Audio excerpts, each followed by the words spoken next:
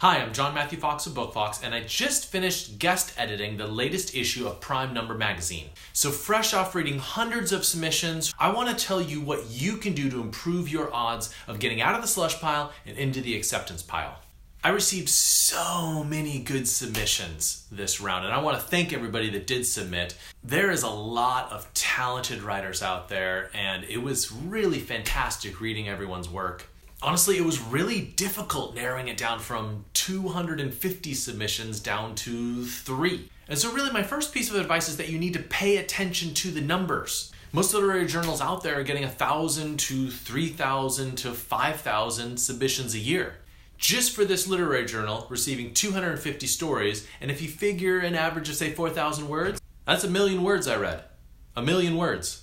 So before you send, you need to ask yourself, is this story ready to beat out 99 other stories?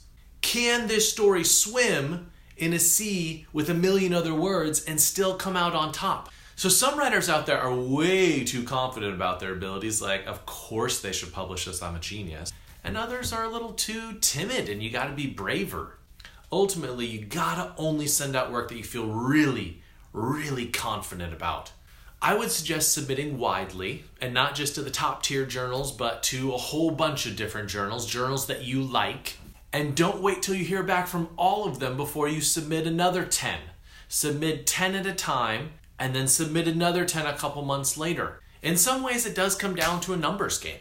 What am I looking for when I'm reading a manuscript? Okay, I'm looking for 2 things. One, I'm looking for an original story idea, some sort of character in a particular situation that seems intriguing to me. And then second, I'm looking for an emotional connection. What is the author making me feel? And it doesn't matter what they're making me feel. It could be anger, it could be fear, it could be sympathy, it could be wonder at the natural universe. If I am feeling something while reading your story, that's a good sign. Another big piece of advice is to give your story some kind of identity. If you don't have a good summary of your story in a single sentence that you can break out at a party and someone would say, "Ooh, that sounds interesting," then maybe your story doesn't have quite enough of a hook to grab the reader out of the slush pile. Give your story some sort of ethnic identity, Greek, Serbian, Italian, or a religious identity, Sikh, Christian, Muslim, or some sort of thematic element. Basketball, espionage,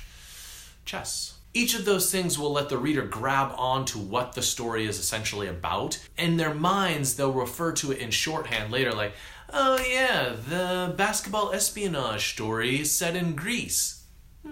What is the sweet spot for short stories? I'm very glad to talk about this because I actually did an entire article on the exact sweet spot for short stories. I did this rundown on BookFox of these are like 10 really famous short story writers, and I averaged out all of their short story lengths. And yeah, there were outliers, right? There are 10,000 word short stories that are really great. There are 1,500 word short stories that were really great. But the average clocked in at exactly 4,000 words. And I would say reading through a whole lot of stories, like 3,000 to 4,000 words is a great length. You get up into the 6,000 mark, you are getting into some rarefied air, and it becomes difficult to get that length of a story accepted. Some titles lowered my expectations from the story, and some titles really popped them up.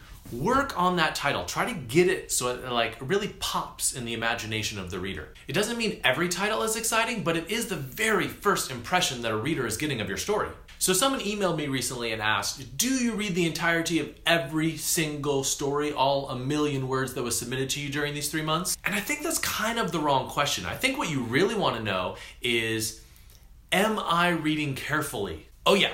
Absolutely. I'm reading every submission with the hope that, hey, I hope this is amazing and I hope I can publish it. And I think people are also wondering, hey, do I have a chance if I'm not famous? And yes, absolutely you have a chance. I am not looking, and I think most editors are not looking for just the famous names. They're looking for a good story. And in fact, if you're writing a great story and you haven't published yet, that's even more exciting for an editor. We are dying to find diamonds in the rough and publish them and lead them to acclaim. And if that's you, wonderful. And also, hey, if you're experiencing a lot of rejection out there, if you feel like you have been pounding your head against literary journal doors and nothing's opening up for you, or if you're pounding your head against agent doors or against publishers' doors and nothing is working out, I would just say, keep submitting. Sometimes it just comes down to personal taste. There are some very accomplished stories in this pile that I didn't choose because I don't like that type of story. For instance, I don't get super excited by stories about English professors. I've seen way too many stories about English professors. I also am probably not the best reader of stories about two people sitting in a bar talking to each other. So that's why you just need to keep submitting in the hopes that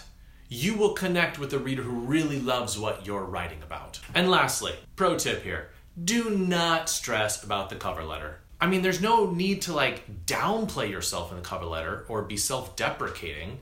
Just state who you are naturally. Both as fiction editor for Southern California Review and as an editor for Prime Number, I usually don't read the cover letters. I prefer to read the story itself and then come back to the cover letter. One of my favorite stories that I published when I was editor at Southern California Review was something that arrived with a cover letter of just a little tiny scrap. So ultimately, it's about the story itself. Keep the cover letter short and sweet and focus on the writing. All right, I hope that was helpful hearing about some of my ideas about how to submit to anything, really. Submit to literary journals, submit to agents, or submit to publishers.